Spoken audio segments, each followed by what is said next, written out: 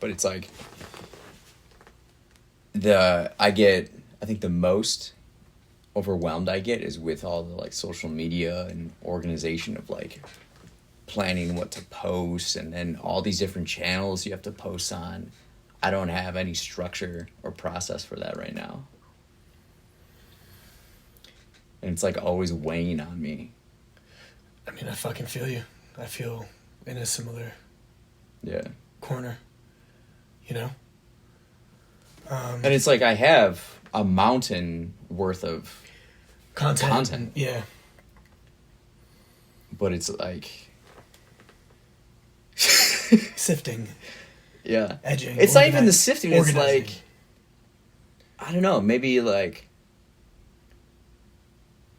Decide specifically what to post how many times a week on this. Like have like don't worry about content. What specific content? What types are you going to post? And then find that and then post it and schedule it or whatever.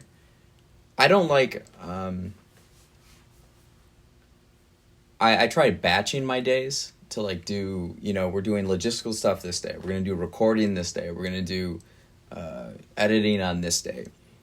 I hate, and it's because I'm not organized enough with this, but like, I hate the idea of I'm working on all this stuff and I'm in the zone and then I have to figure out what to post on Instagram. I mean, brother, yeah, that's my life. That sucks. It's like... Yeah, it's not artful and it's not meaningful and it's wastes my time. It's a burden, yeah. Not like posting, but the fact that I like because I'm not organized, I feel like unprepared and just like spur of the moment, just post something rather than being like more organized, well prepared, where it's just a machine putting it out. Have you heard of like Hootsuite and shit like that? Yeah. Yeah, no, I don't really use it either. Yeah, I've been talking to Matt a lot about trying to like automate posting.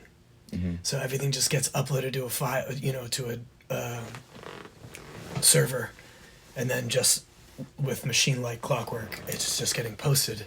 So the only burden is just the content creation, and not the posting and the copy and the. But I don't know. I feel very like trapped by this whole thing. I was listening to like Andrew Garfield today on Marin, and Marin was like, "Do you have you're this like A-list celebrity and you've done really well. Do you have to like you don't have to post on TikTok or anything like that, right?" And he's like, "No, I've never had to do any of that." He's like, "Do you have Instagram?" He's like, "No." "Do you have Twitter?" He's like, "No." And I'm feeling jealous, and in my face I was like, man, what a fucking life, huh? But Garfield goes like, it's a huge privilege I have that like I'm a kind of geriatric millennial where like I made it right before all that shit was totally vital, and I also made it like my brand of career. Like I just made it in a way that I don't have to do that. But it struck me where I was like, it is a privilege to not have to, like the rest of us are in the trenches trying to get heard or seen. Mm-hmm. And we have to participate in this like attention economy, this like really like clickbaity kind of all of it feels like tabloids to me. Like it's just a digital tabloid, like Snapchat and all these kinds of things. Like the way even like you go into like an Instagram explore page and it's like just a bunch of like text images that are like Lil Baby gets new Lamborghini, and you click on that and then you have to swipe and it's like a video of like Lil Baby being like, "Yeah, it's my Lamborghini." And see, my consumption habits like, are phenomenal though. Yeah, you're good at it, right? I'm really good. I'm not. I get like sucked in like a mosquito. Like I get sucked into the blue light a lot.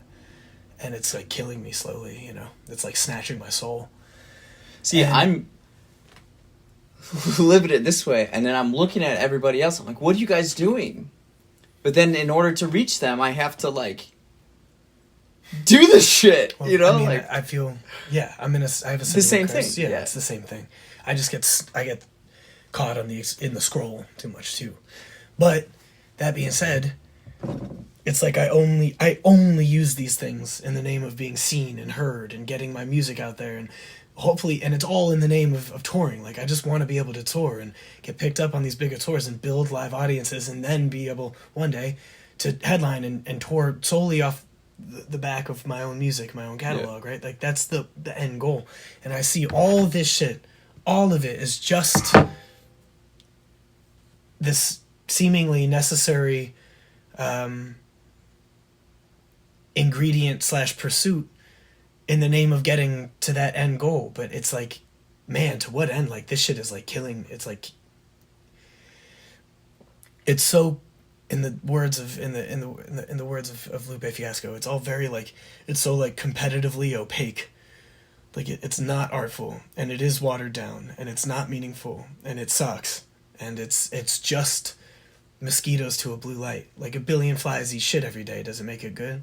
You know, like, all the people I see that are really like, most of them that are really digging their heels in and have these really amazing, or these really like celebrity-esque careers, are all really vapid artistically and creatively.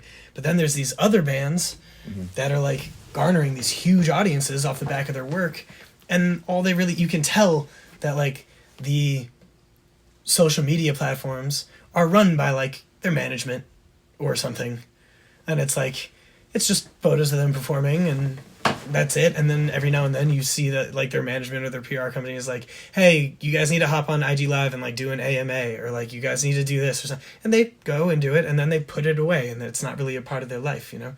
I have my friend's band Goose are fucking huge right now, huge. I mean, like, co-signed by Fit, you know, they're in that like jam scene. I mean, they just sold out Radio City 3 nights in a row in New York. Let's put it that way. It's like, wow. It's like, you know, premier. That's like the top. Yeah, top. And, you know, I'm sitting with their friend, Alec, who's a good friend of mine in Wilton, Connecticut. Goose is from Wilton, Connecticut, the town I was from. And Alec is like, yeah, they don't really have social media. Like, they're not really on it. So obviously it's run by management. And they stay away from press, and they stay away from all that kind of stuff that could like affect how they write or feel about themselves, or like you know. And I'm like, man, that's such a privilege. Like, we just don't have that. We're just not in that place. Like, we're punching up. We don't have these huge marketing budgets. Not to say like anything got handed to Goose. They've made it on the merits of their music, but from what I understand, they were properly funded well funded by like management and things of that nature, and inheritances and things of that. Again, this doesn't breeze over their unbelievable talent and validity and like virtuosic nature and stuff. They're fucking incredible. You can't get that big without being in that way, without being fucking unbelievable. But I'm like, we're not, you know, we have a little bit of money in the bank. We don't have some huge marketing budget that we can drop Gladiator Glory, put fucking 50 racks behind it, and just watch the numbers go ballistic. We just don't have that. We have a couple $100 that we have to like, you know, chip out a few bucks at a time here and there, see if anything can kind of catch fire. And then our management is just like, I need you on TikTok 3-4 times a day, posting. And I'm like, fuck. Yeah. You know, like, because you have to create the talent. I have to create the content. Yeah, I mean, yeah. It's like nobody can create that for you, right? And like now you see, it's like I went and bought like a colored backdrop and got my lighting out, and now I'm just sitting in front of that, like singing my song to a recording and like putting it out, and it's like, it's fine, but it's not what I do. It's not who I am. But when it's you not think like about speaking it, to like this craft I built for 15 years, you know what I mean? Like, and all those moments you're spending doing that, they add up, they compound, or they like, they're taking away from collective time away from other stuff. Real art.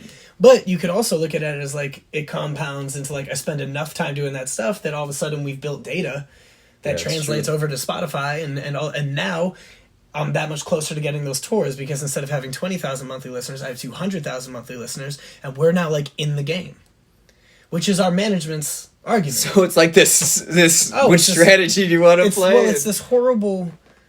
Like, I was talking to my parents the other day about just like, I'm going through a tough time mentally and shit, and it's because it's like my whole life is spent trying to get away from social media, yet having all my dreams attached to it and tethered to it. you know, and it's like created Yeah. this really difficult dichotomy for me where I'm just like this pull, this rub.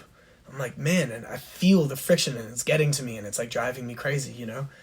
And I don't know what to do. It's like I can hustle the content fine, bro, like fine. But it's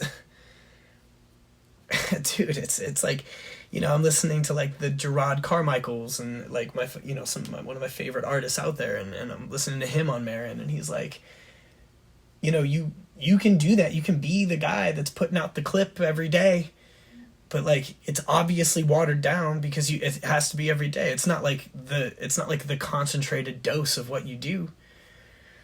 So my thinking is like, all right, well, can I do both? You know, can I just sacrifice 30 minutes to this a day and then create really great long form, you know, like Two Crows, man, we've been working on this, for 3 years? I've been working on an 8-minute film for like a year, you know, like this is fucking concentrated. It's like a potent dose of what we do. And the album we've been working on for 3 years. I mean, pre-pandemic, we've been going in on this fucking thing. A year before the pandemic, we were working on this shit. And so I have that aspect. I have like the careful craft, the careful nature of the craft. But I keep coming to the crossroads of like, dude, just suck it up and do this part of it. Play the game. Play the fucking game. But I look at other groups that I admire and it's not their way. And all I do is I get like envious and there's no one path, right? It's like everybody's story is a little different, but I look at like a Goose or I look at like Turnstile or Idols or something, and I'm like, what's this like grassroots shit? Like, because we built a grassroots following. We have real fans tatting my lyrics on their bodies and like crying at shows and shit, you know? It's not a ton of kids, but it's people. It's real people, you know, in all these cities. And I'm like, you can hear it in me. I mean, you can see it in me, man. It's fucking torturing me. Like, my ideal life is quiet. Yeah. You know, it's a lot of touring, and then when I'm not touring, it's fucking quiet. And it's careful, quiet craft. Like a man building a canoe in his wood shop. You know, I like that. That's the life that I want. And I can give myself that. I just have to be prepared to not... Maybe I'm not going to land the tours because I don't have the data, or, you know, so on and so forth. Man, if I could get my hands on like $250,000, then I'd get off those, or like I just run these insane marketing campaigns off of like really concentrated content, and not just like kill with their, like, you know. I look at TikTok like very much like mosquitoes in a blue light. Like it's just, you mentioned it's before, a spam account. It's just bat, and it's like, fine, but what the fuck am I doing? I'm down here thinking so hard about every detail, about fucking everything, and then everybody around you is just being like, it doesn't matter. Just film it on your iPhone and throw it on the internet. And you're just like, God damn, dude. Like, I've been, you know what I'm saying? You've been working on this short film for how long? A year. I mean, when did we shoot? October last year. Yeah, but then the plans were even before that, in the summer. Yeah, know? I mean, I was... So it's been this whole thing. A year and a half? This intricate detail, like, coordinating. And people like, nah, just put anything on. Yeah, and it's funny, you know, it's like I was talking to my manager about the short film and about how excited... And bless this guy, by the way. He's the greatest. I love the dude. And he's just trying to help build the fucking thing. So this isn't, like, complaining. It's just me venting about my personal neuroses and place and all this. But, like, I, like, was telling him about the short film, and I showed him just a couple scenes, like, little parts, and he was like, so this is dope, man, but, like, who's the audience? Like, how is this? And I was like, like, it's not going to be the thing that, like, blows the band up, but it is going to be the thing that's most creatively fulfilling to the artist. It's like, it's been the most rewarding learning experience for me, making an 8-minute film. Like, I know how to do this now. Now I'm hungry. I want to go make films, you know? Like, now I know. It might get fucking 2,000 views on the internet. I don't fucking know. And it's not like you market a short film, really. Like, what are you going to do? But then it comes back to, like, human existence and purpose. And it's like I get that question, too. It's like, who's the audience? Who's your audience? And it's like, I'm just expressing myself. and this is a vehicle for me to do that, and I find joy and fulfillment in it. Why does everything have to be so commoditized and so like, why do our lives have to be so commoditized? I run into that all the time where I'm like, am I sacrificing my principles by churning out this content? Because like it's kind of everything I've spoke out against. And it is kind of everything. To me it's like it's anti-art. It's anti-craft. And I'm like, am I going back on myself right now? And if I am I just okay with maybe just creating in obscurity forever? Is that what a real artist would do?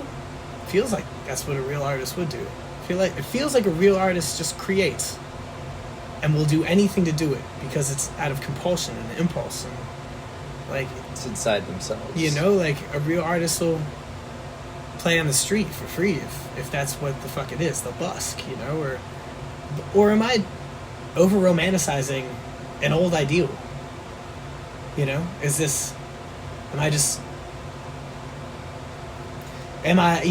think that's the question. That's because it's hard to know. It's hard. So I talked to a software engineer yesterday, and so he now works at Spotify, and I asked him what he's most excited for about the future, and he said the decentralization of the internet allows everybody the opportunity. There's no gatekeepers. Anybody and everybody can participate and be a part of it, right? And then at the same time too, it's like this new thing to deal with, right? Because if you want to be successful at this, you're going to have to put up a lot of volume and you have to stand out among everybody now. Right, if everybody has a voice, does anybody have a voice? Yeah. And then you just said a word, an interesting word, I can't believe it hasn't come up yet, but volume. Yeah. And like, I am a prolific writer. Like, I write tons of music of a really high quality. You know, Matt and I create prolifically. And it's not enough. Yeah. You know, and I'm like looked at by people in the game being like, look, it's just not enough. It's not enough. I was like, dude, what? Yeah. Like we've put out a pretty intense amount of music since 2018. And you guys are ahead too. 2 albums, fucking what, like 16, 17 singles, a fucking EP, an album coming next year, an album coming after that with singles in between. It's like, how, guys? It's like, geez. Sheesh, what the fuck? Yeah. Like, I just, how does an artist creating at this level constantly feel like he's not enough? And I'll tell you, I mean, it's partly just, it's data driven, man. It's like I have a hard time staying out of the results. I fucking post something, fucking 8 people like it on fucking cocksucking motherfucking TikTok or some shit, and then I'm like, I guess it's not that good. It's like, what the fuck? Gladiator Glory is amazing. It's a great song. What the fuck do I care? Why am I attaching myself to this? You know, it's fucking brutal. Fucking brutal to keep tapping in. It just... Oh my god, man. It's slowly grinding me down. I gotta figure out a way how to change my relationship with all this. Or I'm gonna burn out in a few years, you know? And I don't want to. I want to, you know, and when I say burn out, I'm not saying quit. I'm not saying stop writing. But it's just like, I'm not going to be able to, like, that on top of that, again, I don't want this to sound complaining. It's just, this is what it sounds like. This is my life. This is the frustration in my life. It's like, on top of that rejection, there's also just every week, hey, you're up for this tour. Actually, you came down. It's down to like the last 3 bands. It looks like, would you guys be available for these dates if you get it? Yeah. We're all available. All right. And then you wait for a week, and you're like, man, maybe we're gonna get this one. Like, man, the tour's in like 4 weeks, so it's like, if I get this, like my whole life's like, Just gotta like turn Yeah. this around. I'm going out for 6 weeks or something, and then you just hear back that next week. You're like, hey, bro, like, so what's up? Hey, it's a no go, and it's every week, bro. Every week. We're up for a tour right now. We don't know if we're gonna get it or not because that agent and the artist are dragging their feet. That starts September 14th and is 6 weeks long. Bones would lose his job. I would have to skip this international hockey tournament. I would lose my place on the Egyptian national hockey team, and miss one of my best friend's weddings or some shit. But we'll do it. Like if we get we're willing to do. We're that committed. We'll fuck our lives up for it, for a good opportunity, for an opportunity, for a fucking shot. Yeah. We'll do it. You'll do what you need We'll to. do fucking anything. Anything short of. I mean, I would literally give head to whoever I have to get on the fucking road. You know what I mean? I would. Yeah. And you laugh because it's funny, I but know I would. If the agent was like, well, if you specifically, Sammy Saab, suck my dick, I'll give you the 6 week. I'd be like, not a problem. Yeah. Just eat some pineapples and I'll figure this out. I'll close my eyes and, Yeah. think of a banana.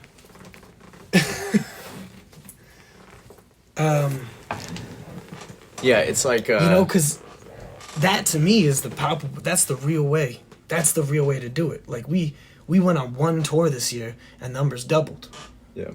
just by playing in front of a couple hundred people. That's the way to do it. For this band. For Because there's a lot of acts that suck that go on tour and lose followership because they suck. Yeah. We're our whole shit.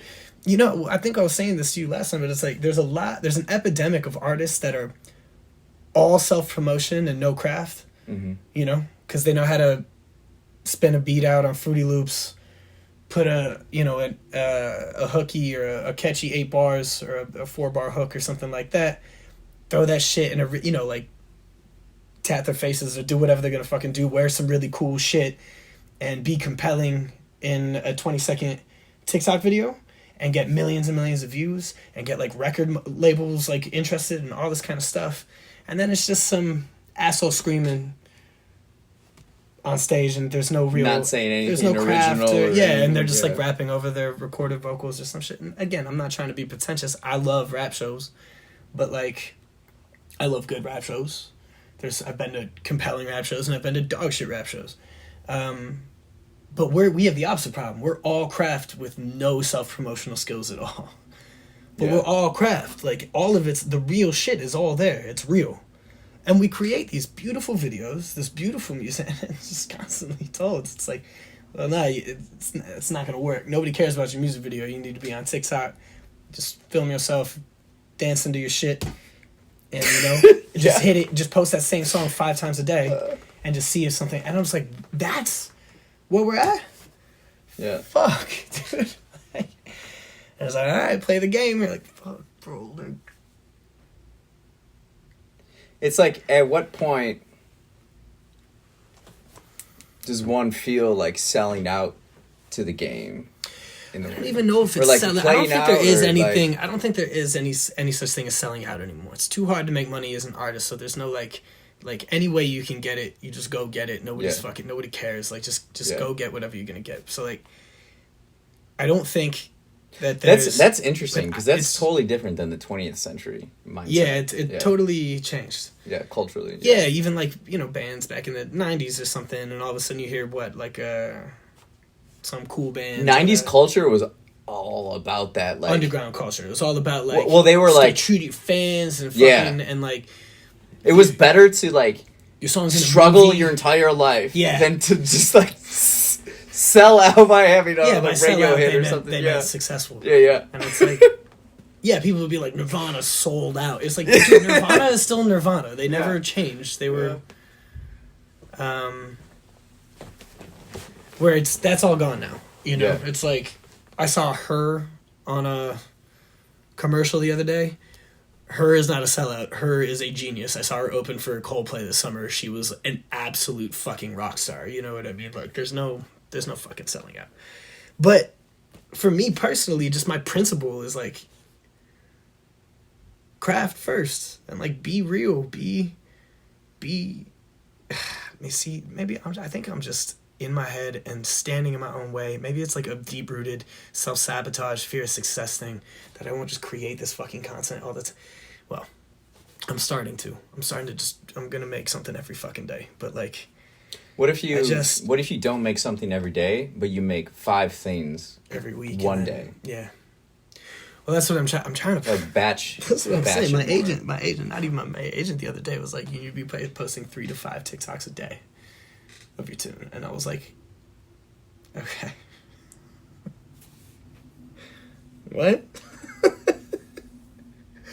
You know, for a guy like me, man. But that's also easy for like people on the outside to always. Do you ever feel this? Like it's other people telling you what you should do to be successful or how you should do your stuff.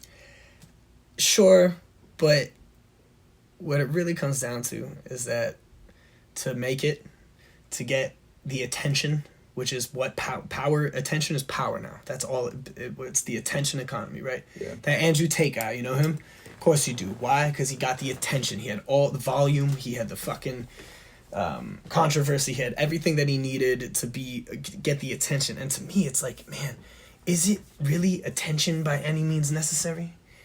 Is that what the fuck it... But then I look back to artists that I really do admire. You look back at like Tyler, the Creator, who is a straight up genius, but his career started by...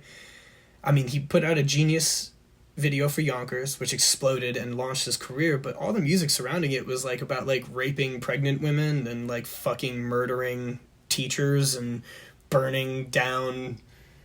It was fucking really violent and gross and, you know, like kind of horrific and stuff. I fucked with it. I always liked him.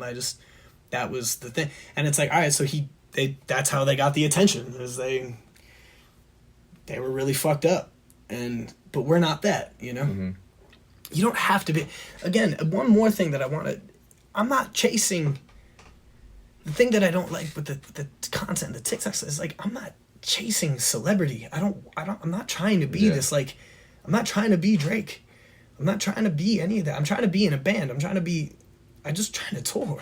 I mean, yeah, that comes with a certain amount of fame if you're successful, but fame and celebrity are 2 different things. Celebrity is a choice. Fame is a byproduct of fucking success. Celebrity is photo ops and red carpet and liking that and living for that and